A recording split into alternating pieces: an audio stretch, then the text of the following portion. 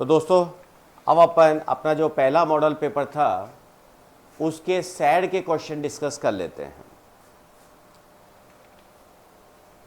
पहले model paper के paper 2 का सैड पोर्शन।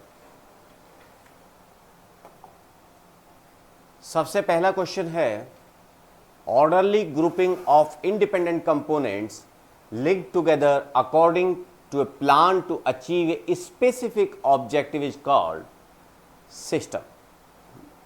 सिस्टम की डेफिनेशन जब हम पढ़ते हैं तो हम कहते हैं इंटरकनेक्टेड सब सिस्टम्स कंपोनेंट्स जो कि आपस में इंटरेक्ट करते हुए एक कॉमन गोल को अचीव कर रहे हैं, दैट इज सिस्टम। तो बाय द डेफिनेशन इटसेल्फ अगर हम देखते हैं तो इसका आंसर हमारा क्या हो गया, system. Okay, then next question, decision support system are essential for. Decision support system को कौन काम लेता है, टॉप लेवल मैनेजर्स काम में लेते हैं। टॉप लेवल जो लोग होते हैं जो कि उसके कंप्लीट रूल बनाने के लिए, गोल्स को अचीव करने के लिए जो प्लानिंग करते हैं उनके लिए डिसीजन सपोर्ट सिस्टम चाहिए। तो providing statutory information, the day to day operations of an organization, ensuring the organization remains profitable, and at last top level strategic decision making. So answer will be D here. ठीक है, next question जो question number 53 आपका था, in data flow diagram external entity, जो external entities थी उसको किससे represent करते हैं साहब अपन, एक्सटर्नल एंटिटीज को यहां पर अपन रिप्रेजेंट करते थे रेक्टेंगल्स से। ओके, तो 53 का आंसर क्या हो गया, rectangles. Then SDLC, system development life cycle. SDLC का आंसर क्या होगा, सिस्टम डेवलपमेंट लाइफ साइकिल। कहीं पर अगर चेंज हो तो आप देख लीजिएगा, SDLC stands for system development life cycle. ठीक है, किसी की के अंदर शायद सिस्टम डिजाइन लाइफ साइकिल रह गया था, अगर ऐसा है तो उसे ठीक कर लीजिए, this is system development life cycle. Okay, next question, which of following principle of project manager defines the control the functions that are to be included in the system. हमारे पास उन फंक्शंस को कंट्रोल करना है जो कि system के अंदर इंक्लूड होने। बेसिकली हम क्या चाहते हैं कि उनके बाउंड्रीज को हम मैनेज करके रखें। बाउंड्रीज को मैनेज करने के लिए जो हमारे पास होता है that is project scope management. Boundaries को जिससे हम मैनेज कर सकें कि क्या बाउंड्रीज आपकी होंगी, प्रोजेक्ट की बाउंड्रीज क्या होंगी, उसके लिए अपन प्रोजेक्ट स्कोप मैनेजमेंट काम में लेते हैं। देन आपके पास है question number 56, context diagram. Context diagram क्या होता है सब, टॉप लेवल डायग्राम जिसमें कि हम कंप्लीट सिस्टम को एक्सटर्नल एंटिटीज के साथ इंटरेक्ट करवाते हैं। ओके, तो context diagram describe context of the system, नहीं sir. Is a DFD that gives an overview of the system, हाँ जी। डिटेल डिस्क्रिप्शन, नहीं साहब। तो इसका आंसर क्या हो गया, that gives overview of the system. एक जस्ट ओवरव्यू हमें देता है। ठीक है, then 57, HIPO, hierarchical input output process, hierarchical input process output, input process output. ठीक है, then question number 58, DDS। 58 DDS का मतलब क्या है आपका, डेटा डिक्शनरी सिस्टम। DDS क्या हो गया, data dictionary system. Simple questions हैं, केवल टर्म्स को मैंने यहां तक काम में लिया है। A DFD is normally levelled as. DFD को अपन क्यों लेवल करते हैं, ताकि हम धीरे धीरे डिटेल्ड सिस्टम को समझ सकें। ठीक है, देखिए, गुड आइडिया इन डिजाइनिंग, नहीं सर। रिकमेंडेड बाय एक्सपर्ट्स, नहीं sir. easier to read and understand, number of smaller DFDs than large, इसलिए हम अगले लेवल पे जाते हैं। यस, 59। ओके, देन नेक्स्ट अपन आते हैं What is the tabular method for describing the logic of decisions to be taken? Decision tables, जिसमें कि हम अपने एक्शंस स्टॉप वगैरह की बात कर रहे थे, that is decision table. 61. Which property is possessed by physical DFD? Physical DFD के अंदर कौन सी प्रॉपर्टी होती है? बेसिकली ये मटेरियल का फ्लो शो करता है. हमारे पास दो तरीके की डीएफडी जो होती हैं, logical DFD and physical DFD. Logical DFD के अंदर हम कंसेप्चुअल बात करते हैं, जबकि फिजिकल डीएफडी के अंदर हम एक्चुअली मटेरियल की बात करते हैं, कौन सा डॉक्यूमेंट जा रहा है, कौन सा मटेरियल आ रहा है, दैट वे. ठीक है ना. सो बेसिकली अगर हम देखें, it doesn't concern itself with material flow, it has no mean of showing material flow. दोनों तो एक गलत हो गया हमारे हिसाब से. It can show only stored material, no, it shows flow of material. So answer B D. Right साहब. नेक्स्ट क्वेश्चन जो आपका है, data stored in a data flow diagram represents a repository of data. Repository of data, जहां पर आप data को store कर रहे हैं. राइट. देन आपके पास है, a system is a part of larger system is known as sub system. Sub system. ठीक है. During a system audit, the system performance is compared to system design specifications. जब system audit होती है तो जो परफॉर्मेंस है उसको किससे कंपेयर किया जाता है? डिजाइन स्पेसिफिकेशंस से. अगर कहीं गड़बड़ है डिजाइन स्पेसिफिकेशंस में, वो एक डिफरेंट एस्पेक्ट है. सिस्टम ऑडिट के अंदर तो डिजाइन से हम इसको कंपेयर करते हैं. राइट साहब.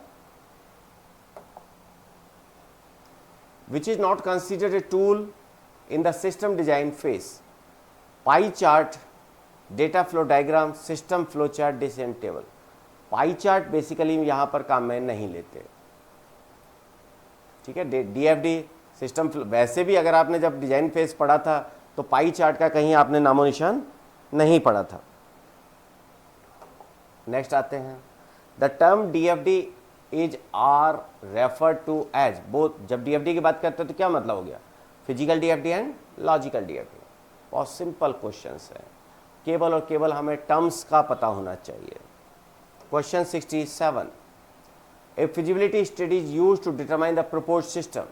बेसिकली हम क्या देखते हैं फिजिबिलिटी स्टडी के अंदर कि भाई हम सिस्टम को बना सकते हैं या नहीं बना सकते, हमें क्या क्या रिसोर्स चाहिए, कितना पैसा लगेगा, कितना हार्डवेयर सॉफ्टवेयर, हमारे पास अवेलेबिलिटी क्या है, हम चाहते क्या है, ये हम देखते हैं फिजिबिलिटी स्टडी के अंदर.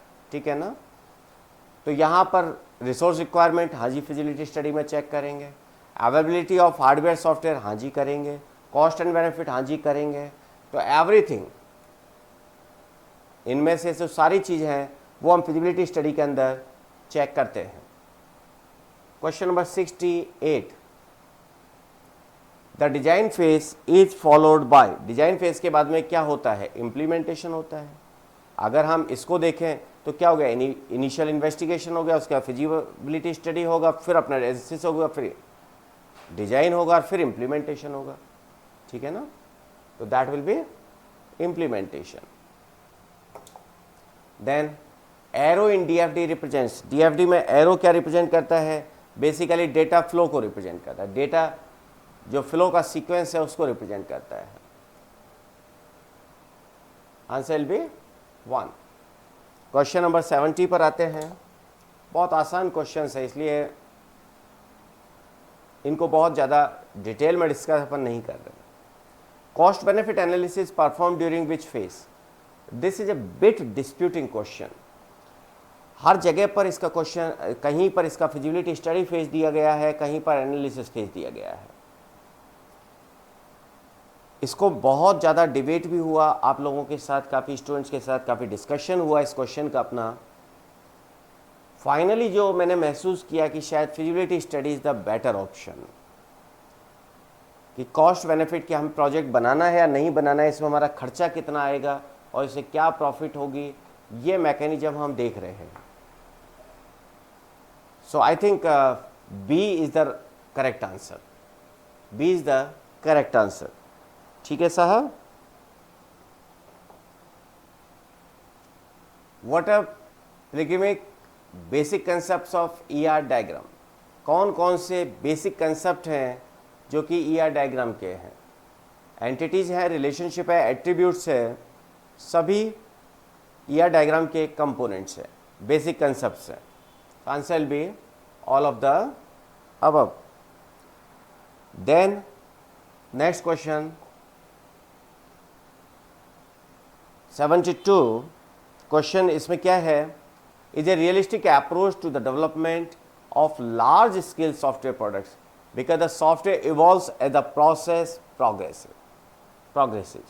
हम क्या चाहते हैं कि भाई डेवलपमेंट जो भी हम कर रहे हैं वो कैसे हो, इस प्रोग्रेसिव हो, and this is known as spiral model. This is known as spiral model. Then the major goal of requirement determination phase of information system development is, क्या मतलब है, requirement determination phase of information system development, requirement determination phase का main goal क्या होता है। Basically main goal ये होता है कि आप ऑर्गेनाइजेशन की जो रिक्वायरमेंट्स हैं उनको डिटरमाइन कर सकें, यही मतलब हुआ। तो देख लेते हैं, determine whether information is needed by an organization, whether का तो कोई मतलब ही नहीं है।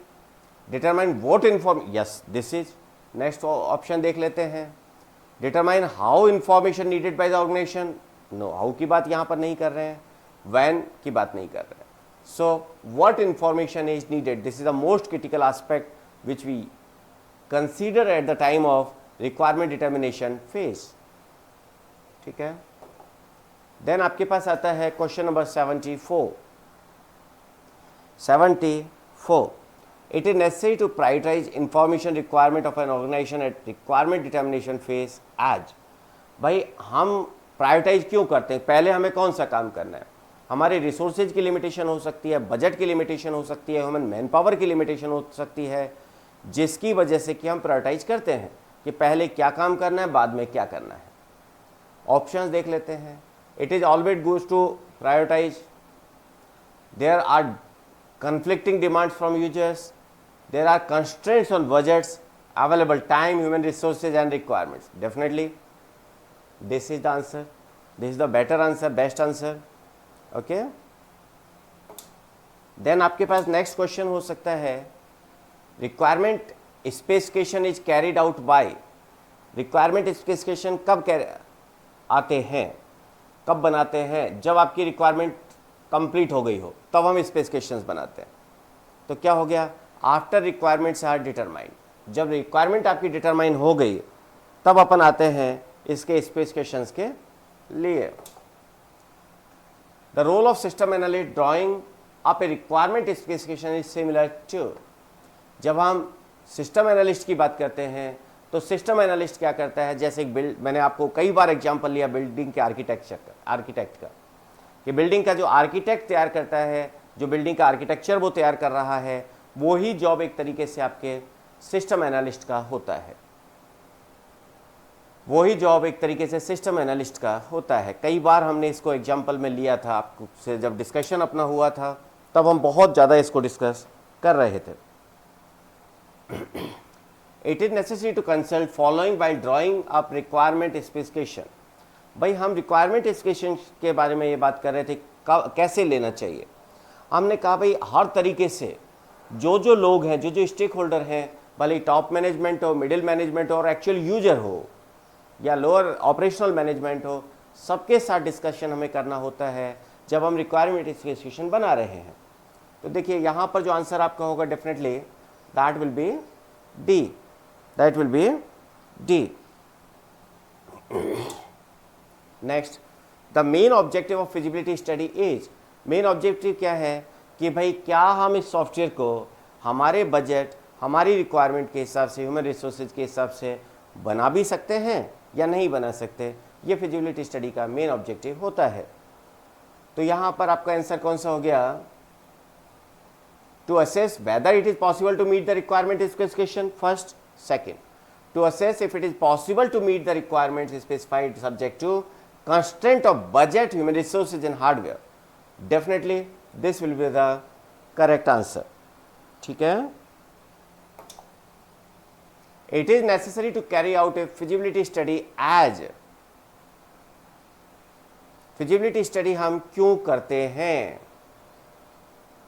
feasibility study हम ये इंश्योर करने के लिए करते हैं कि भाई क्या हम इस सिस्टम को बना भी सकते हैं, क्या ये सिस्टम हमारे लिए वाइबल है on the basis of current constraints. उन कंस्ट्रेंट्स के अंदर आपका बजट हो सकता है, आपके रिसोर्सेज हो सकते हैं. तो आप पढ़ लेते हैं. Top management can not ensure that A project is feasible before calling A system analyst first. Second आपका हो सकता है top management is not sure what they want from the system.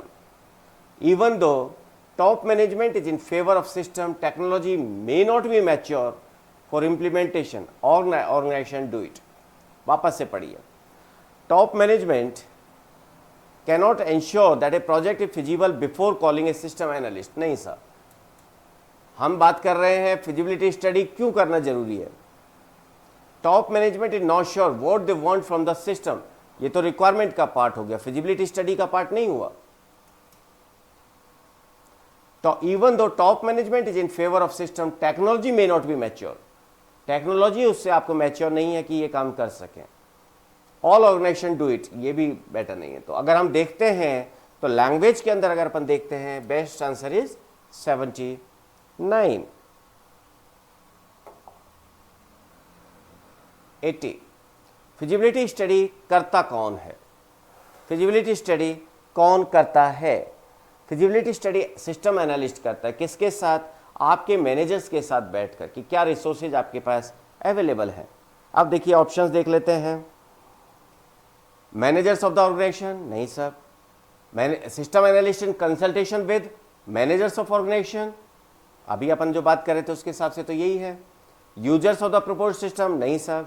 System designers in designer नहीं, और designer prospective users के साथ नहीं. Basically managers आपको अपने रिसोर्सेज के कंस्ट्रेंट्स बताएंगे और सिस्टम एनालिस्ट को एनालिसिस करेगा. ठीक है, that's the way of feasibility study. Then initial requirement basically is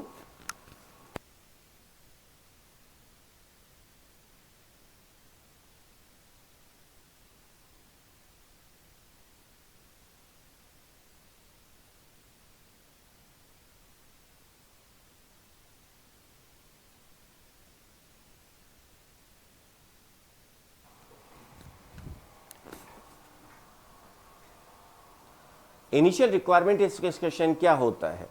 हमने इनिशियल रिक्वायरमेंट के बारे में कहा था this is just preliminary investigation, है ना. जस्ट हमने सामने वाले से एक रफ आइडिया लिया भाई क्या चाहिए, दैट इज प्रिलिमिनरी इन्वेस्टिगेशन. अब एक बार देख लेते हैं. हमने कहा नॉट चेंज, नहीं साहब ऐसा नहीं है, ये तो अभी तो चेंज होना है, अभी तो स्टार्टिंग है.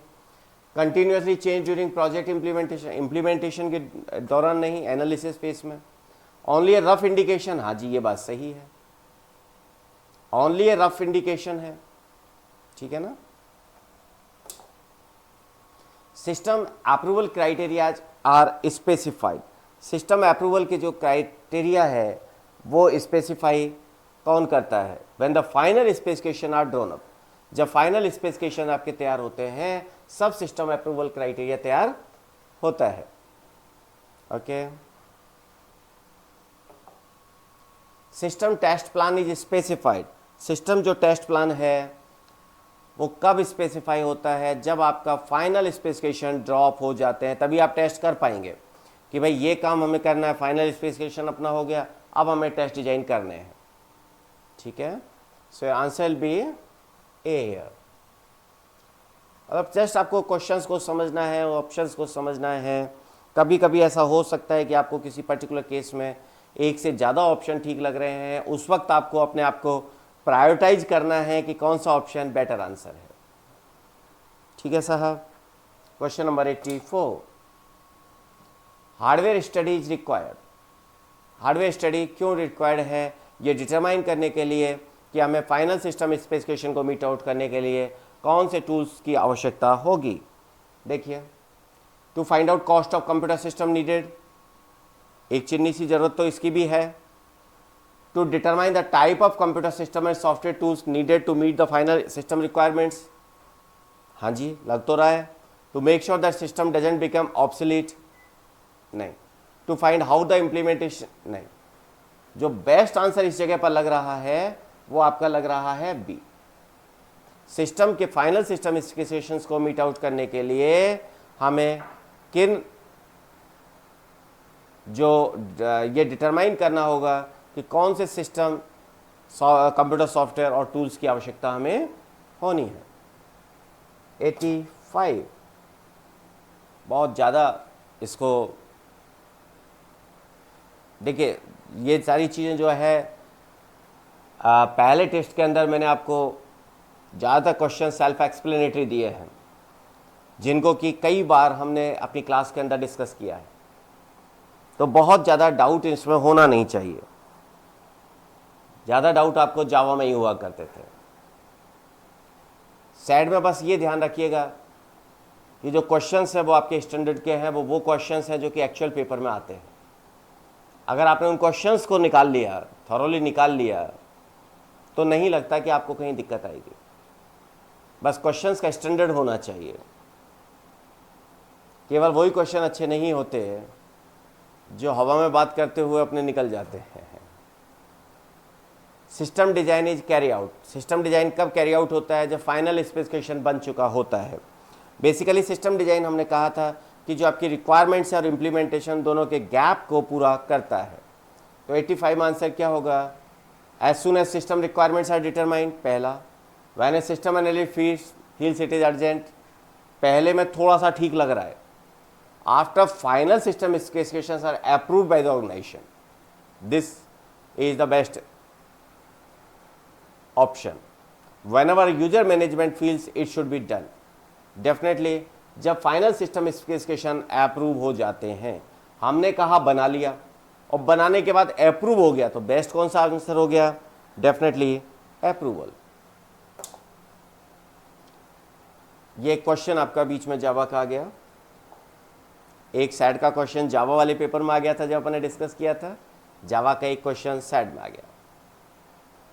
यहां पर जब अपन लेंथ इसकी निकालते हैं, ध्यान रखिएगा लेंथ में हमें क्या ध्यान रखना है कि स्पेस कॉमा वगैरह भी आना है। 1 2 3 4 5 6 7 8 9 10 11 12 13, so answer B 13। Next question, system analyst should use software tool in their work as, system analyst should use software tools as in the work as all system analysts use them, no, कोई जरूरत नहीं है, सब use में ले तो हम क्यों लें। They assist in systematic design of system, हाँ जी बात तो ठीक है। दे आर इनएक्सपेंसिव, ये भी गंदी बात है। इनएक्सपेंसिव है तो सारी चीज़ काम में थोड़ी लेंगे, फ्रीवेयर है तो जरूरत होगी तो ही लेंगे। दे आर इजीली अवेलेबल, देखने से ही पता चल रहा है कि B is the best answer, ठीक है। Then managers in organization should not design their own system as system had to interact with other systems, इससे कोई फर्क नहीं पड़ रहा है, लेकिन अपीलिंग आंसर नहीं है। they do not have the special skills necessary to design systems, हाँ जी सिस्टम डिजाइन की स्किल होना जरूरी है। आगे देख लेते हैं, इट्स नॉट देयर जॉब, इससे क्या फर्क पड़ता है? They are always very busy, नहीं sir, B is the best answer, B is the best answer, क्योंकि डिजाइनर के अंदर वो स्किल्स होनी चाहिए जिस स्किल से आप इसको डिजाइन को तैयार कर सकें। 89 among the attributes of system analyst the following are most important. तो 89 के अंदर हम ये कह रहे हैं कौन कौन से ऐसे एट्रीब्यूट्स हैं जो सिस्टम एनालिस्ट के अंदर होने चाहिए, कौन कौन सी क्वालिटीज है। Knowledge of system, knowledge of computer system and currently available hardware, हाँ जी होना चाहिए। अपन ने बात की थी कि टूल्स की जानकारी होनी चाहिए, पैकेजेज की जानकारी होनी चाहिए, नए ट्रेंड्स की जानकारी होनी चाहिए। गुड इंटरपर्सनल रिलेशन, ये भी हमने बात की थी, क्योंकि he has to interact with all the system manager and all. Broad knowledge about various organization, हमने पहला एट्रीब्यूट ये पढ़ा था कि जिस ऑर्गेनाइजेशन में काम कर रहे हो उस ऑर्गेनाइजेशन की वर्किंग की पूरी जानकारी होनी चाहिए। वेरी गुड अकाउंटिंग नॉलेज नहीं, अकाउंटिंग नॉलेज उसकी हो ऐसे कोई जरूरी नहीं है। तो 1, 2 and 3, 1, 2 and 3 D must be the answer. ठीक है। The main objective of system modification is, modify हम क्यों करेंगे,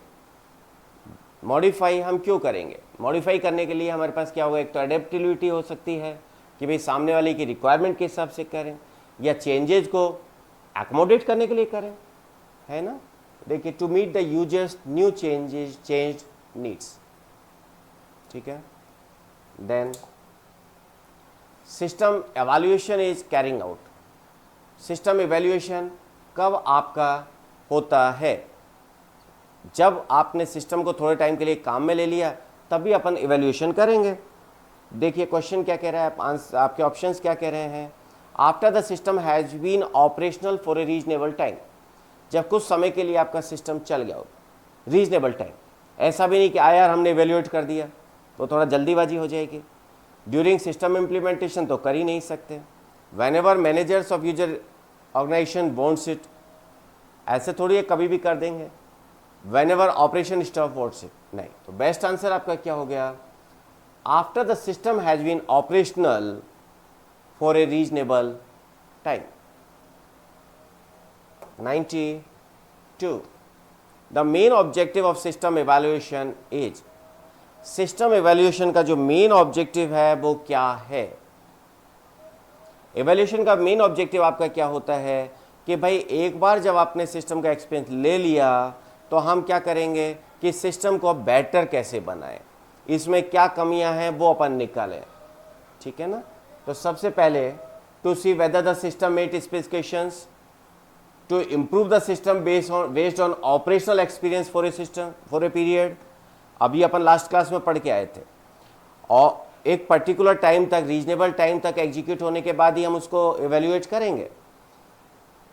तो मेन रीजन तो हमारा क्या है, सिस्टम तो बन गया, क्लाइंट ने पैसा भी पे कर दिया। अब हमें क्या देखना है कि how we can improve this system. Okay, so this must be the best answer. To remove bugs in the program, वो तो हमारा मेंटेनेंस का पार्ट हो गया। To assess the efficiency of system, efficiency जो थी वो हम असेस करेंगे डेफिनेटली इवैल्यूएशन में वो भी, लेकिन उसकी फिर हमें कमियां दूर करने पे हमारा फोकस ज़्यादा होगा। तो इवैल्यूएशन पार्ट में definitely to improve the system. Then आपका 93 question, the main advantage of using agile methodology in system development. Agile methodology हमने पढ़ा था, एजाइल में हमने कहा था कि भाई यूजर की रिक्वायरमेंट्स को आपको इजीली एकोमोडेट करना है। यूजर कोई भी चेंज करवाए आपको इमीडिएटली करना है, जो यूजर कहे यूजर के हिसाब से काम करना है। ऐसा अपन ने बात की थी जब अपन एजाइल की बात कर रहे थे। तो what is the main advantage of using agile methodology in system development, इसके चेंजेज को एकोमोडेट कर सकें। देखिए, कंप्रेहेंसिव डॉक्यूमेंट नहीं, फ्लेक्सिबिलिटी टू चेंज रिक्वायरमेंट्स, हाँ जी, एक्सटेंसिव नहीं, फिक्स्ड प्रोजेक्ट टाइम रेंज नहीं। बेसिकली जो अपना रीजन है वो क्या है कि हम चेंजेज को टाइमली एकोमोडेट कर सकें, चेंजेज को हम अप्रिशिएट कर सकें। In UML what is the purpose of a use case diagram, use case diagram का पर्पज क्या है। यूज केस डायग्राम हम क्या क्यों काम में लेते हैं, भाई एक्टर किस तरीके से आपके सिस्टम के साथ इंटरेक्ट कर रहा है, ये अपन ने कहा था। तो उससे हमें क्या सारी फंक्शनलिटी जो है वो पता चल जाती है यूजर के पर्सपेक्टिव से। अब देख लेते हैं। To describe the static structure, नहीं साहब। इंटरेक्शन, नहीं साहब, स्टेट डायग्राम वगैरह है इंटरेक्शन के लिए। डायनेमिक बिहेवियर, नहीं साहब। To model the functionality of a system from a user's perspective, इसके लिए हमने काम में लिया था यूज केस डायग्राम। ठीक है ना, बहुत डिटेल में अपन ने पढ़ा था। देन नेक्स्ट क्वेश्चन जो आपका है, which type of cohesion is considered the strongest. अपन ने कोहेजन कपलिंग की बात की थी। स्ट्रॉन्गेस्ट कौन सा है, फंक्शनल कोहेजन, कि भाई एक तरीके के फंक्शंस को एक ही मॉड्यूल एग्जीक्यूट करे। ठीक है ना। Then what is coupling in software engineering. Coupling क्या है, कपलिंग है कि जो हमारे कंपोनेंट्स हैं जो कंपोनेंट्स हैं वो किस लेवल तक एक दूसरे के बीच में डिपेंडेंट है। Okay, the degree to which the element inside module belong to the other, ये तो अपना कपलिंग नहीं है, तो कोहेजन का है। The measure of dependency between modules, हाँ जी ये बात आपकी सही लगती है। The process of combining different modules, नहीं प्रोसेस वो तो इंटीग्रेशन है। The separation of implementation detail from the interface, नहीं सर। तो बेसिकली क्या है कि एक से ज़्यादा मॉड्यूल्स आपस में किस तरीके से एक दूसरे के ऊपर डिपेंडेंट हैं, ये क्या होगा आपका कपलिंग। देन नेक्स्ट आपके पास जो है, which of the coupling is consider the weakest and most desirable, सबसे ज़्यादा डिजायरेबल कपलिंग कौन सी होती है आपकी, डेटा कपलिंग। डेटा कपलिंग आपको बताता है किस तरीके से डेटा आपस में एक दूसरे के ऊपर डिपेंडेंट होता है। वीकेस्ट जो डिजायरेबल, वीकेस्ट जिसकी अपन बात करते हैं, मोस्ट डिजायरेबल की जिसकी अपन बात करते हैं। विच of following statement about cohesion and coupling, हमने कहा कोहेजन आपका हाईएस्ट होना चाहिए और कपलिंग लो होनी चाहिए, ठीक है ना। तो high cohesion and low coupling, high cohesion and low coupling. 3 high cohesion and low coupling. Which type of coupling is the least desirable and most problematic in a software system? हमने कहा least desirable, तो कौन सा हो गया साहब, least desirable content coupling। अगर content आपस में एक दूसरे से कपल हो रहे हैं, that is least desirable। What is cohesion in software engineering? Basically cohesion क्या है, हमें देखेंगे एक मॉड्यूल से रिलेटेड, एक मॉड्यूल की जो रेस्पॉन्सिबिलिटीज है वो कितनी अच्छी तरीके से एक साथ में टाइटली बाइंडेड है। देख लीजिए, the measure of how tightly bound the responsibilities of a single module are. Cohesion यही है, आगे आपको देखने की आवश्यकता ही नहीं है। तो ये था आपका जो फर्स्ट पेपर था उसका सैड पार्ट। आशा है क्लियर हुआ होगा, हालांकि काफ़ी सिंपल पेपर था। नेक्स्ट पेपर्स में अपन फिर आगे की बात करेंगे। नमस्कार।